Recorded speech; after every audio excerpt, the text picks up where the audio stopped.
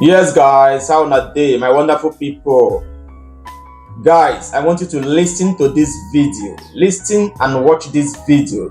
You see this small boy you see there, this small boy you are looking at there. I just want you to watch what this boy said. What this boy said will really touch your mind because this boy has finally exposed every atrocities they are committing in that northern side of Nigeria. Abeg, as you dey watch the video, make sure you share this video. Let this video go far. Let this video get to so many people. Please share this video. Let's listen to him. I stand before you not as an individual, not as Ibrahim, but as the embodiment of the collective voices yearning for peace, justice, and a future filled with promise for children affected by armed conflict. Today, I speak not only on behalf of children of Borno State or Nigeria, but for every child whose laughter has been stifled by the horrors of war. History has taught us that we children are keen in our pursuit of knowledge and are filled with potential, not only for ourselves, families, communities, but for our country and the world at large. Our situation today has robbed us of this beautiful history, and when a child is robbed of his history, he settles for any future. We all here are living witnesses of how the world, of how Africa today is ravaged by conflict. In the time of conflict and war, our innocent souls bear the brunt of these calamities because of our vulnerability. I can beat my chest and say with vivid clarity, believe me, no one, absolutely no one, can justify the killing of a single child. Can you justify the killing of a single child during conflict? If there's a word that could describe how more than innocent we are, then we will have said it a million times.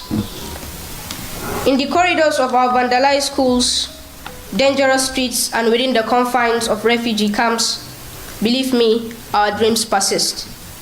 Our longing for education, safety, and the chance to flourish knows no boundaries, transcending the barriers imposed by conflict and war. Malcolm X said, and I quote, "Education is the passport to the future, for tomorrow belongs to those who prepare for it today." Today, our classrooms are burned, our teachers killed, our parents brutally murdered, our roads to school are no longer safe, our schools that we regard as safe havens are now battlegrounds, and unfathomable of them all, our innocent souls are taken away from us. Then tell me, how are we preparing for education today? Throughout numerous conferences and discussions, our voices have echoed, commitments have been made, and promises reiterated. However, it's imperative to acknowledge that speeches alone cannot heal the wounds of conflict-ravaged childhoods. We convene not solely to express intentions, but to implore each leader and each person here present. The time for decisive action has arrived. Words unaccompanied by tangible actions are just air in motion. Accountability must be the cornerstone for our collective effort. Beyond this gathering, beyond this day, our call still remains one: act, implement, and deliver on the commitments made. Leaders, I urge you to heed this plea. We are not just statistics, we are promises of a brighter future.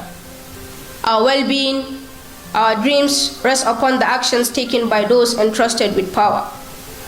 Let us not fail in our responsibility to protect, nurture, and empower every child affected by conflict. But distinguished ladies and gentlemen, hope springs eternal from the hearts of boys and girls. We gather here not to share tales of sorrow, but to kindle the flames of change. Where there is a will, there is always a way. We cannot change what has happened, but we can fix, we can prevent, and we can secure. The word for crisis in Chinese is Wei Jie. Wei stands for danger, and J stands for opportunity. As terrible as our situation was, As challenging as the situation of conflict-affected children is, I believe it also affords us the opportunity to re-engineer our society into a better place.